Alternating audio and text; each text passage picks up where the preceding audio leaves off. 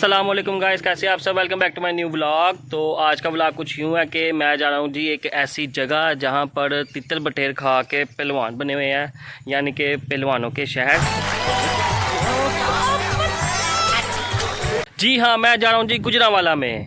और मैं गुजरांवाला अकेले नहीं जा रहा, मेरे साथ ज्वाइन करेंगे मेरे नाना अबू, क्योंकि उनका वो होम सिटी है। करंट सिटी तो अब सियालकोट है, तो होम सिटी उनका गुजरांवाला था। बाकी बातें हम करेंगे रास्ते में, तो निकलते हैं जी। तो नाज़रीनो हज़रात, हम गुजरांवाला के लिए निकल गए हैं। अबू मेरे साथ ही बैठे हुए हैं पीछे। तो ये जी डस्का रोड है, इस वक्त हम जा रहे हैं जिधर से। तो डस्के का व्लॉग आपने पहले ही देखा होगा, तो इसलिए मैं रास्ते की ज़्यादा नहीं बनाऊंगा, तो गुजरांवाले की ज़्यादा बनाएंगे इंशाल्लाह ताला। गुजरांवाला को आज पूरा एक्सप्लोर करेंगे, बाज़ार देखेंगे, फैक्ट्रीज़ देखेंगे, और जहाँ पे पहलवानिंग करते हैं पहलवान तो वो अखाड़ा देखेंगे। उसके अलावा कुछ खाए पिएंगे और देखेंगे शॉपिंग मॉल कितने हैं वहाँ पर।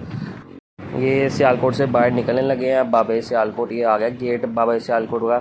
तो इधर से भी सियालकोट पीछे रह जाता है और आगे डस्का शुरू हो जाता है, और उसके बाद फिर डस्के के बाद फिर गुजरांवाला। यहाँ से 35 किलोमीटर दूर है गुजरांवाला, और ऑलमोस्ट कोई 20 से 25 मिनट में हम गुजरांवाला पहुँच जाएंगे इंशाल्लाह। इस वक्त ये मोटरवे के पास पहुंच गए हैं। ये डस्का के अंदर जो मोटरवे है जो जाती है इंटरचेंज है, इधर से उसका रास्ता भी निकलता है। तो मोटरवे क्रॉस करने के बाद नीचे से हम सीधा ही जाएंगे। मोटरवे क्रॉस करने के बाद ये आगे आ गया जी मेराज हाउसिंग सोसाइटी, जो मैंने आपको पहले भी दिखाई थी लेकिन अंदर से नहीं थी दिखाई, और इस दफ़ा भी अंदर से रह गई है। तो इंशाल्लाह अगली दफ़ा आपको अंदर से दिखाऊंगा। अच्छा 10 से 12 मिनट में हम डस्का ये मेन चौक में पहुंच गए हैं, और इसको क्रॉस करते हुए हम जाएंगे बिल्कुल सीधा गुजरांवाला। और ये चौक पहले बन रहा था जिस वक्त मैं डस्के की वीडियो बनाई थी ना, तो ये उस वक्त बन रहा था। इसके ऊपर ना पता नहीं सीमेंट से कुछ लिख रहे थे, तो वो कंप्लीट हो गया हुआ है इस वक्त। तो हम जा रहे हैं जी सीधा, और आगे भी आलमोस्ट कोई 15 से 12 मिनट का रास्ता रह गया। हाफ़ हमने क्लियर कर लिया और हाफ़ ही रह गया।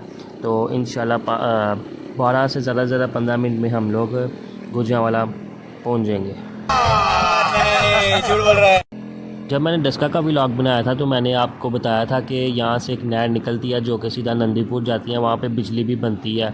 तो मैंने आपको बताया था कि मैं आपको दिखाऊंगा जब मैं जाऊँगा गुजरांवाला, तो इंशाल्लाह आज मैं आपको वो भी दिखाऊंगा। यहाँ से गुजरांवाला की जो हदूद है वो शुरू हो जाती है और सियालकोट की ख़त्म हो जाती है, और जो पिंडी बाईपास है वो यहाँ से राइट साइड पर है, जो कि कितने किलोमीटर दूर है जी, ये 12 किलोमीटर दूर है। तो गुजरांवाला सिटी जो कि बिल्कुल सीधा है वो 16 किलोमीटर दूर है, और लाहौर है जी वो लेफ़्ट साइड पर है जो कि 81 किलोमीटर दूर है। तो हम लोग जा रहे हैं जी गुजरांवाला सिटी में।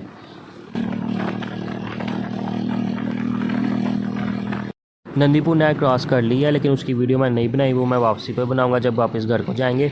तो अभी हैं जी इस वक्त हम सियालकोट बाईपास की तरफ जा रहे हैं, और रोड सारा ख़राब है और वन वे रोड चल रहा है ये। तो देखते हैं कहाँ तक ख़राब रहता है। ये कुछ महीने पहले बारिशें हुई थी मुहर्रम में, तो उसकी वजह से काफ़ी ज़्यादा पानी जमा हो गया था। तो इतना पानी जमा हो गया था कि आधी मोटरसाइकिल यहाँ पर डूब जाती थी जी। ये सियालकोट बाईपास पे पहुंच गए हैं, और रोड सारा अभी भी ख़राब है। तब से बन रहा है ये, जब से मैंने आपको बताया ना मुहर्रम से, तब से अभी तक कंप्लीट नहीं हुआ। तो इस चौक से हम जाएंगे बिल्कुल सीधा। अब वो कह रहे हैं कि सीधा जाना है गुजरांवाला सिटी के अंदर। 25 मिनट बाद हम गुजरांवाला सिटी में एंटर हो गए हैं, और ये देखें सबसे पहले क्या देखने को मिल रहा है, लोहे के दरख्त हैं यहाँ पर। Wow amazing. तो काफ़ी साफ़ सुथरे रोड है। तो हम जा रहे हैं जी सिटी के अंदर। इस रोड पर ना आगे जाकर आपको देखने को मिलेगा जी कचहरियाँ, उसके अलावा थाने हैं, उसके अलावा हॉस्पिटल्स हैं। तो इसलिए ये साफ़ सुथरा रोड है, खुला डुला बना हुआ है। मतलब कि आगे सारा कमर्शियल एरिया है, इसलिए ये वीआईपी रोड इन्होंने बनाया हुआ है। लेकिन यहाँ पे भी पहले काफ़ी पानी जमा होता था, लेकिन अब नहीं होता। तो अब ये देखें ना दरमियान में सेंटर में ये गटर बने हुए हैं, तो इधर से पहले निकल आता होता था पानी, लेकिन अब काफ़ी बेहतर है। इस वीआईपी रोड पर आपको स्कूल्स भी देखने को मिलेंगे, कॉलेजेस भी काफ़ी ज़्यादा होंगे। उसके अलावा यहाँ पर मेडिकल सेंटर भी है, मतलब कि अगर आपने आउट ऑफ कंट्री जाना है तो मेडिकल करवाने के लिए आपको यहाँ पर भी भेजते हैं कि आप गुजरांवाला जाकर मेडिकल करवा के आएँ। तो वो जो सारे जो मेडिकल सेंटर है ना वो इस रोड पर है।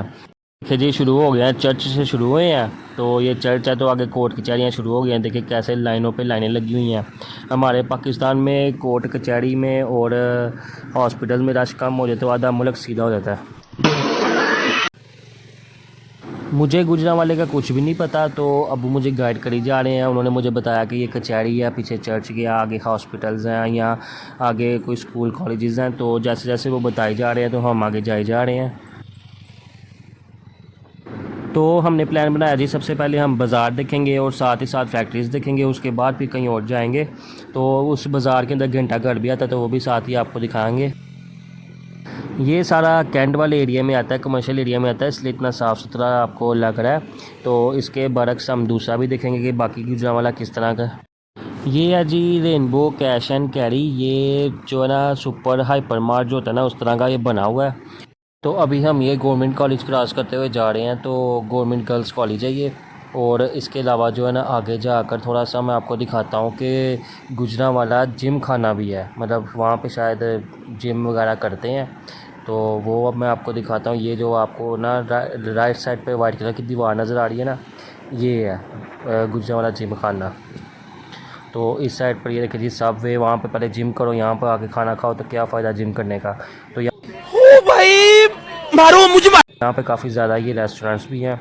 तो उसके अलावा जो आपको वो सामने बिल्डिंग नज़र आ रही है, वो हॉस्पिटल की बिल्डिंग है जो पुल के पास है, और उसके साथ ही है जो उधर स्टेडियम भी है।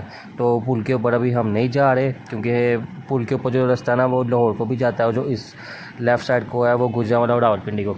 तो अभी हम पुल के नीचे से जा रहे हैं, क्योंकि हमने जाना है जी फैक्ट्री एरिया, और उसके अलावा घंटाघर देखना है, तो पुल के नीचे से हम जा रहे हैं।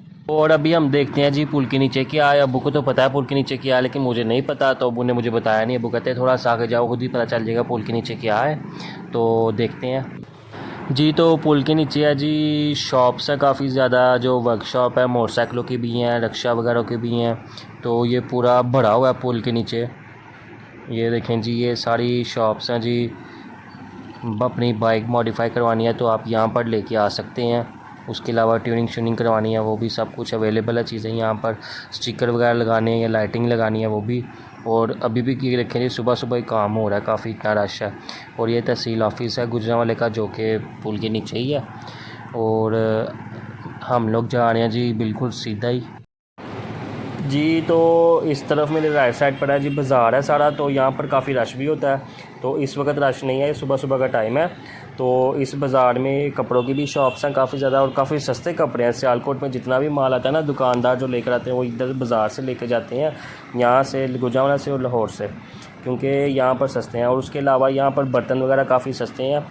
बर्तन इसलिए सस्ते हैं क्योंकि ये सनती शहर है ही, बर्तनों के लिहाज से फेमस है गुजरांवाला। तो देखते हैं जिधर हम जा रहे हैं फैक्ट्री, तो उधर आपको दिखाते हैं कि बनते कैसे हैं। पुल के नीचे से हम निकल आए हैं, और अबू मुझे गाइड करी जा रहे हैं। अगर अबू ना होते तो मुझसे कुछ भी नहीं था होना, क्योंकि मुझे गुजरांवाले का कुछ भी नहीं था पता। तो अबू मुझे बताई जा रहे हैं, तो बहुत सी चीज़ें देखने को मिल रही हैं। Oh my God! और यहाँ से निकलते हुए ये है जी मेन जीटी रोड, जो कि सीधा लाहौर को जाता है। तो हम सीधा तो नहीं जाएंगे, हम लोग यहाँ से लेंगे जी यू टर्न, और फिर बाज़ार के अंदर एंटर हो जाएंगे। यू टर्न हमने ले लिया है, और उसके साथ ही हम इस गली के अंदर एंटर हो रहे हैं। तो ये रास्ता सीधा बाज़ार को भी जाता है, और उसके अलावा हमारे पुश्तैनी ख़ानदानी घर की तरफ को भी जाता है, जहाँ पर मेरे नाना अबू की पैदाइश हुई थी। अभी मजा आएगा ना भिड़ो। लेकिन घर बाद में जाएंगे, सबसे पहले बाज़ार जाएंगे, फिर बाज़ार के बाद फैक्ट्रीज़ देखेंगे, उसके बाद फिर जाएंगे घर की तरफ।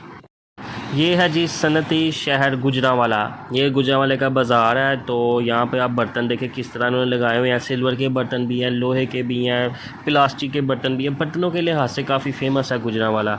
अच्छा, तो इस बाज़ार से होते हुए फैक्ट्रीज़ की तरफ भी जाएंगे, लेकिन अबू बता रहे थे कि उससे पहले घंटाघर आएगा, तो घंटाघर भी देख लेंगे, रास्ते में ही है। ये देखिए कैसे इन्होंने बाहर निकाल के रखे हुए हैं बर्तन, कोई उठा के भी ले जाए, इनको कोई टेंशन नहीं, इनके पास बर्तन है काफ़ी ज़्यादा। और ये मेरे नाना अबू का मोहल्ला है। अबू बता रहे हैं कि यहाँ पर मैं पहले खेलता होता था, पहलवानी करता होता था, तो अभी तो सब कुछ बदल गया है, फैक्ट्रीज बन गई हैं, दुकानें बन गई हैं। तो पहले कुछ भी नहीं था होता, तो अब तो सारा आबाद हो गया। अबू की काफ़ी ज़्यादा पुरानी यादें ताज़ा हो गई हैं, और उसके साथ साथ 2-3 बंदे भी अबू को मिले हैं जो कि काफ़ी बूढ़े हो गए हुए हैं, लेकिन अबू तो हमारे अभी भी जवान है।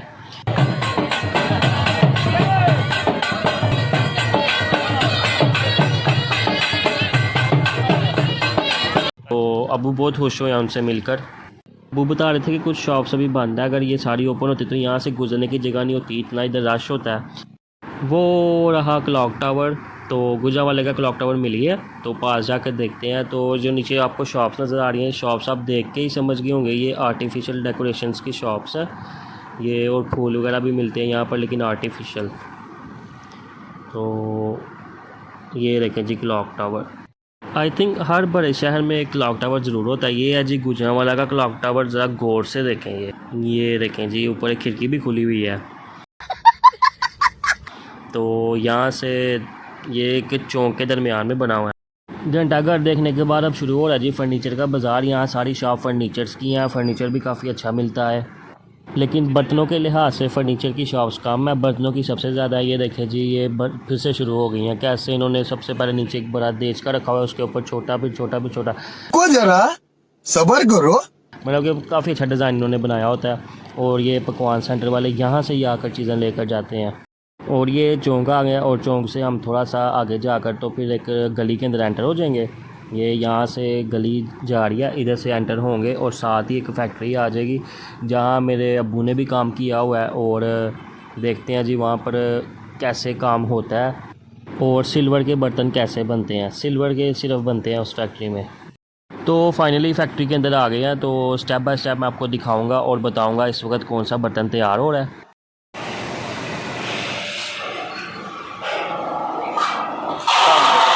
क्या हाल है?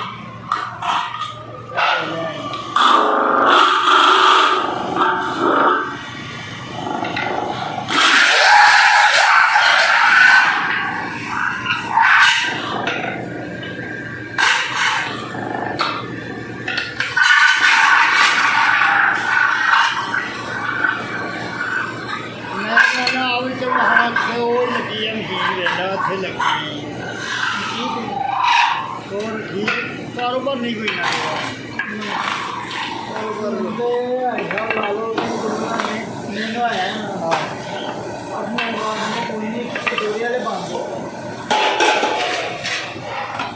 बंद छड़ गए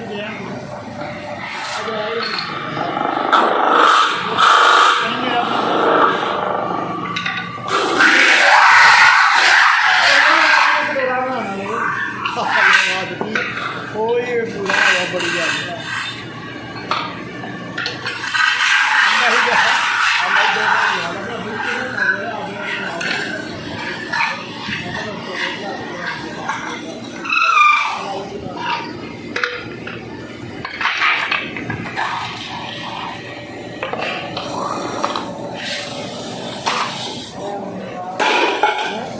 ये तो आपने देख लिया कि ये बर्तन कैसे बनता है। तो मैं आपको इसका प्रोसेस बताता हूँ कि किस तरह ये तैयार होता है और इस मशीन के आने से पहले इसको किस किस जगहों से गुजरना पड़ता है सिल्वर को। हर काम स्टेप बाय स्टेप होता है। तो चलते हैं जी सबसे पहले स्टेप की तरफ। तो अब्बू मुझे बताएंगे सबसे पहला स्टेप कौन सा होता है। तो हम जा रहे हैं जी ये ऊपर। तो इधर है जी ये भट्ठी बनी हुई है, इधर गर्म होता है जी, सिल्वर गर्म करते हैं सर। मैं आपको वो भी दिखाता हूँ कौन सा सिल्वर गर्म होता है, वो भी इनके पास पड़ा हुआ है इस वक्त। ये है जी सिल्वर जो जिसको ना भट्ठी में डाल कर गर्म करते हैं, फुल पिघला देते हैं। जब ये पानी की तरह पिघल जाता है तो इसका अगला प्रोसेस होता है, वो भी आपको बताता हूँ।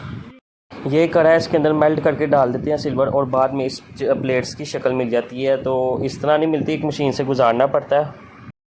ये देखिए जी इस तरह सख्त हो जाता है कढ़ाई के बाद, और बाद में जी इसको शेप दी जाती है जी चादरों की उस तरह की, और वो सेपरेट मशीन के थ्रू दी जाती है। बार बार गुजारने के बाद वो ये इतनी सी चादर इतनी लंबी हो जाती है सिल्वर की चादर। ये है जी वो जो हाथ में पकड़ा था छोटा सा टुकड़ा, ये इतना लंबा हो जाता है। इसको बार बार मशीन के अंदर से गुजारते हैं और ये इस तरह की चादरें लोहे की तैयार हो जाती हैं। लोहे की नहीं बल्कि ये सिल्वर की चादरें हैं। सिल्वर की चादरें तैयार हो, बहुत ही हार्ड है ये, ठीक है जी। और इसका नेक्स्ट प्रोसेस है, इसकी कटिंग होती है। तो अब आपको मैं दिखाता हूँ कटिंग कौन सी मशीन में होती है। ये है जी कटिंग मशीन, इसके सेंटर में रखते हैं जी सिल्वर को और फिर काट लेते हैं कटर से, और वो ब्लेड वगैरह भी लगे हुए हैं और उसका वेस्ट मटेरियल भी वेस्ट नहीं जाता, ये फिर दोबारा रिसाइकल हो जाता है। और ये साथ ही इधर दो मशीनें, ये भी कटिंग मशीन ही हैं। कटिंग करने के बाद ये देखिए जी राउंड शेप में इन्होंने कटिंग करके ये ऊपर रखी हुई हैं प्लेट्स। तो इन प्लेट्स को फिर बाद में मशीन में लगाते हैं और फिर ये अलग अलग किस्म के ना बर्तन तैयार होते हैं। और बर्तनों के साइज़ चेंज करने के लिए अलग अलग डाइयाँ होती हैं। ये इनके पास पड़ी हुई हैं डाइयाँ, ये 3 ये डाइयाँ पड़ी हैं, दूसरी साइड पे भी पड़ी हुई हैं, और ये चेंज भी करने लगे हैं डाई। तो आप ये देख सकते हैं किस तरह डाई चेंज करके तो जो साइज़ है जी बर्तनों का वो चेंज हो जाएगा। ये छोटा साइज़ लग रहा है मुझे, तो ये छोटा साइज़ में अब शायद बर्तन बनाएंगे। ਉਹ ਮਸ਼ੀਨ ਤੇ ਮੈਂ ਕੰਮ ਕਰਨਾ ਹੁੰਦਾ ਉਹ ਉਸਤੇ ਉਹ ਫਿਰ ਉਦੋਂ ਬਾਅਦ ਇਹ ਮੈਂ ਲਵਾਈ ਇਹ ਪੱਟੀਆਂ ਛੜੀਆਂ ਸਾਰੀਆਂ ਮੈਂ ਹੀ ਬਣਵਾਈਆਂ ਇਹਨਾਂ ਦੀਆਂ ਉਹ ਕੰਮ ਕਰਾਇਆ ਮੈਂ ਜੋ ਹੈ ਜੀ ਸਿਆਲਕੋਟ ਆਹ ਸਿਆਲਕੋਟ ਹੈ ਨਾਲ ਲੈਂਦਾ सियालकोट तो आए हिसाब ला ला कि इंज काम चलते हाँ बाहर वो भी आए हैं ये अब वही राउंड प्लेट्स जो हैं वो उनको लेके जाके मशीन में इनके बर्तन बनाएंगे। और ये देखें जिसके पाँव में भी पड़े हुए थे वो ढक्कन पड़े हुए थे, ढक्कन भी ऐसे ही बनते हैं मशीन के ऊपर ही।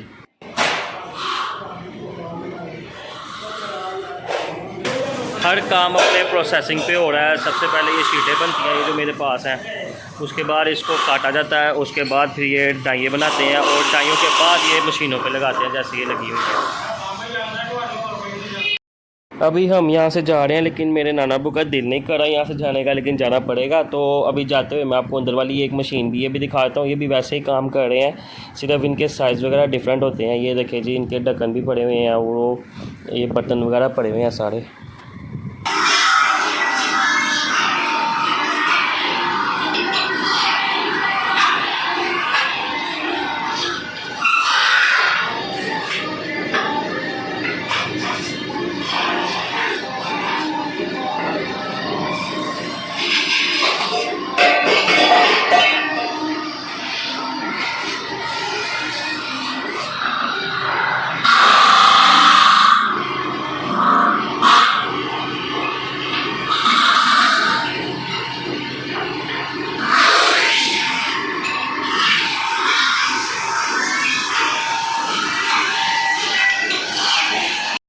तो कारखाने से हम बाहर निकल आए हैं, तो अबू बता रहे थे कि इस बाकी फैक्ट्री में भी यही काम होता है। तो देखते हैं कोई खुली है तो वो भी देखते हैं फैक्ट्री। यहाँ पर ये पैकिंग होती है, प्रेशर कुकर्स पड़े हुए हैं काफ़ी ज़्यादा।